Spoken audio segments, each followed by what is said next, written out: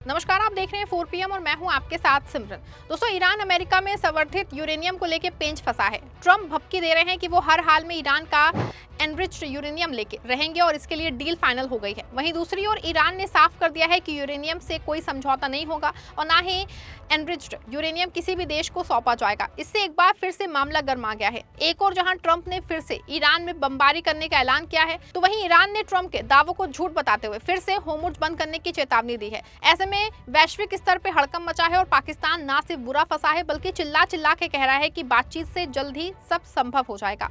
आखिर क्यों Iran enriched uranium पे राजी नहीं है और ट्रंप ने कौन सा झूठ बोला है जिससे जंग के आसार फिर से बढ़ गए हैं, सब कुछ आपको अपनी इस रिपोर्ट में बताने वाले हैं। दोस्तों, ट्रंप प्रशासन और तेहरान के बीच ईगो की जंग अब चरम पे है। ट्रंप चाहते हैं कि ईरान अपना सारा संवर्धित यानी कि एनरिच्ड यूरेनियम तश्तरी में सजा के अमेरिका को सौंप दे। ट्रंप का दावा है कि वो इसे हासिल करने की दम लेंगे, लेकिन ईरान ने इस दावे को सिरे से खारिज कर दिया है। तेहरान ने साफ कह दिया है कि यूरेनियम हमारी संप्रभुता का हिस्सा है, इसे देना तो दूर, इसके बारे में सोचना भी अमेरिका की भूल है। ट्रंप ने अब अपनी डिप्लोमेसी को धमकी में बदल दिया है।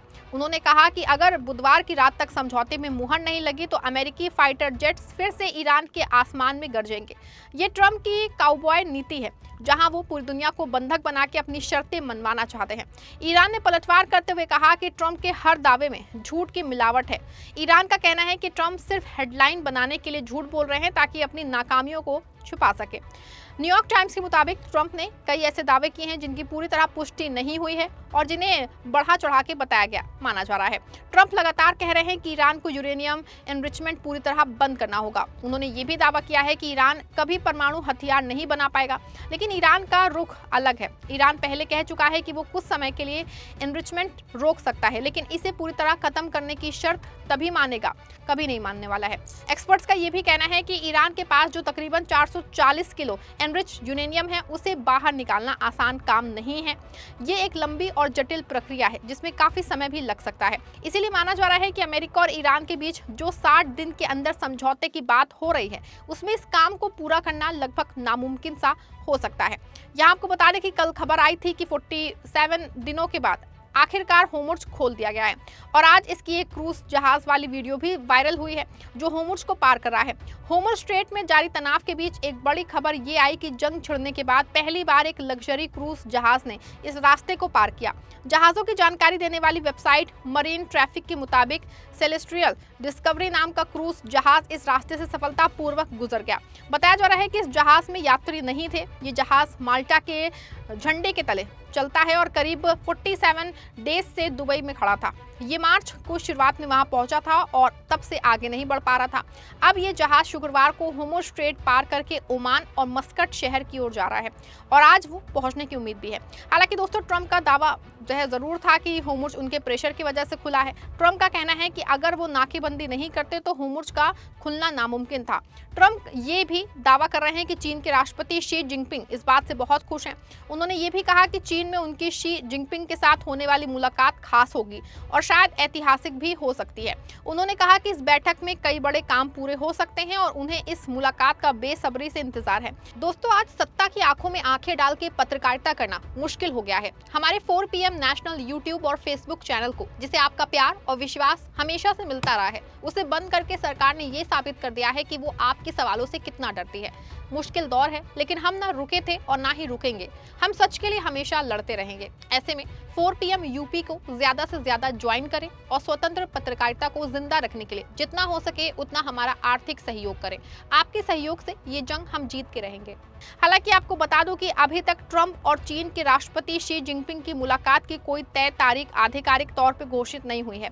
ऐसा माना जा रहा है कि दोनों अगले महीने बीजिंग में मिल सकते हैं, लेकिन ट्रंप साहब ये बताना भूल गए हैं कि इसी नाकेबंदी के दौरान 21 कमर्शियल जहाजों को अमेरिकी नौसेना ने जबरन वापस भेज दिया। ट्रंप कहते हैं कि वो होर्मुज़ से गुजरने वाले जहाजों पर ईरानी टैक्स नहीं लगने देंगे, लेकिन असल में वो खुद अंतर्राष्ट्रीय व्यापार पे अपनी गुंडागर्दी थोपना चाहते हैं। वो चाहते हैं कि समुद्र के रास्ते पे सिर्फ अमेरिका का कब्जा हो। हालांकि होर्मुज़ के खुलने की खबरों से मात्र से अंतर्राष्ट्रीय बाजार में तेल की कीमतों में थोड़ी गिरावट जरूर आई है, जिससे दुनिया ने राहत की सांस ली है। ईरानी दूतावास ने ट्रंप पे तंज कसते हुए कहा कि वो ज्यादा उत्साहित ना हो। ईरान के जिम्बाब्वे स्थित दूतावास ने सोशल मीडिया पे मजाकिया अंदाज में लिखा कि ट्रंप थोड़ा शांत रहें, फोन बंद करें, आराम करें और इजराइल के प्रधानमंत्री नेतन्याहू से एक हफ्ते तक बात न करें। साथ ही कहा कि होमस स्ट्रेट से जुड़े फैसले ईरान खुद करेगा।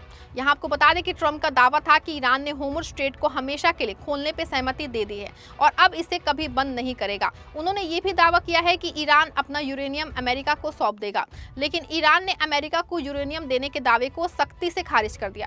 ईरान के नेशनल सिक्योरिटी कमेटी के प्रवक्ता इब्राहिम रजई ने कहा कि ईरान अपना इनरिच्ड यूरेनियम देश से बाहर नहीं भेजेगा। उन्होंने कहा कि ट्रंप के दावे में कोई सच्चाई नहीं है। रजई के मुताबिक यूरेनियम इनरिचमेंट को पूरी तरह बंद करना या उसे खत्म करने का कोई समझौता नहीं होगा, क्योंकि ईरान इसे अपने शांतिपूर्ण परमाणु कार्यक्रम का हिस्सा मानता है। इससे पहले ईरान के विदेश मंत्रालय के प्रवक्ता इस्माइल बगाई ने भी इन दावों को खारिज कर दिया था। उन्होंने कहा कि इनरिच्ड यूरेनियम ईरान के लिए उसकी जमीन जितना ही कीमती है और इसे किसी भी हालत में बाहर नहीं भेजा जा सकेगा। ईरान के संसद स्पीकर मोहम्मद बाकर गालिबाफ ने ट्रंप पे 1 घंटे में 7 झूठे दावे करने का आरोप लगाया है। उन्होंने सोशल मीडिया पे कहा कि ट्रंप ने एक ही घंटे में 7 झूठे दावे किए। हालांकि गालिबाफ ने यह भी साफ नहीं किया है कि वो किन बयानों की बात कर रहे थे। दरअसल ट्रंप ने दिन भर मीडिया में कई बड़े दावे किए थे। उन्होंने कहा कि ईरान ने होर्मुज़ स्ट्रेट को कभी बंद ना करने पर सहमति दे दी है और ये भी दावा किया कि ईरान अपना इनरिच्ड यूरेनियम अमेरिका के साथ मिलकर बाहर भेजेगा। लेकिन ईरान के अधिकारियों ने इन दोनों बातों को सीधे तौर पर खारिज कर दिया। गालिबाफ ने कहा कि ईरान के लोग मीडिया के जरिए फैलाए जा रहे दबाव या जनमत को प्रभावित करने की कोशिशों से प्रभावित नहीं होंगे। ऐसे में साफ है कि एक तरफ बातचीत का नाटक चल रहा है, दूसरी तरफ अमेरिका एक खतरनाक साजिश रच रहा है। खुफिया सूत्रों के मुताबिक अमेरिका अब ईरान के तेल टैंकरों पर उसी तरह हमले करने की योजना बना रहा है जैसे उसने वेनेजुएला के साथ किया था। ट्रंप चाहते हैं कि ईरान का तेल बाजार में ना पहुंच सके ताकि उसकी अर्थव्यवस्था की कमर टूट जाए। हैरानी की बात है कि एक तरफ ट्रंप ईरान को निचोड़ने की बात करते हैं, दूसरी तरफ रूसी तेल खरीदने पे फिर से 30 दिन की छूट दे देते हैं। ये ट्रंप का दोहरा मापदंड नहीं तो क्या है फिर? वो एक तरफ रूस को राहत देते हैं, दूसरी तरफ ईरान को युद्ध की धमकी देते हैं। ये कूटनीति नहीं बल्कि एक कमजोर लीडर की छटपटाहट है जो ये नहीं जानता कि उसे करना क्या है। हालांकि इस पूरे विवाद में पाकिस्तान जो है एक शांति दूत बनने की कोशिश कर रहा है। पाकिस्तान के विदेश मंत्रालय ने बयान दिया है कि अमेरिका और ईरान समझौते के बेहद करीब है, लेकिन सवाल है कि क्या ट्रंप वाकई शांति चाहते हैं? अगर वो समझौते के करीब हैं तो फिर बुधवार को डेडलाइन और बमबारी की धमकी फिर क्यों दी? असल में जो है पाकिस्तान की ये उम्मीद ट्रंप के अहंकार की भेंट चढ़ सकती है। ईरान ने साफ कर दिया है कि वो दबाव में आके किसी भी गलत समझौते पे दस्तखत नहीं करेंगे। अगर ट्रंप को लगता है कि वो डरा धमका के यूरेनियम ले लेंगे तो उन्हें ईरान का इतिहास दोबारा पढ़ लेना चाहिए। ऐसे में कहा जा सकता है कि ट्रंप सिर्फ ईरान को दबाव में लाने के बहाने ढूंढ रहे हैं, लेकिन उनकी ये जिद पूरी दुनिया को एक आर्थिक और सैन्य तबाही की तरफ ले जा रही है। एक तरफ होर्मुज़ की नाकेबंदी से जहाज लौट रहे हैं, दूसरी तरफ बमबारी की धमकियां दी जा रही हैं। ट्रंप भले ही चीन और रूस को अपने पाले में कराने का दावा करें, लेकिन अंतर्राष्ट्रीय मंच पे वो तनहा होते जा रहे हैं। ऐसे में 22 अप्रैल यानी कि बुधवार का दिन पूरी दुनिया के लिए भारी होने वाला है। क्या ट्रंप वाकई बमबारी करेंगे या फिर ये महज एक और चुनावी स्टंट है? ईरान की जिद और ट्रंप का अहंकार, अब इन दोनों के बीच सिर्फ जंग का मैदान बचा है। आप क्या सोचते हैं? क्या ट्रंप को अपनी बमबारी की धमकी वापस नहीं लेनी चाहिए? आपको क्या लगता है कि अमेरिका वाकई ईरानी जहाज़ों पर हमले की हिम्मत करेगा? जो भी सोचते हैं आप अपनी राय कमेंट कीजिएगा, वीडियो को लाइक और शेयर करिएगा।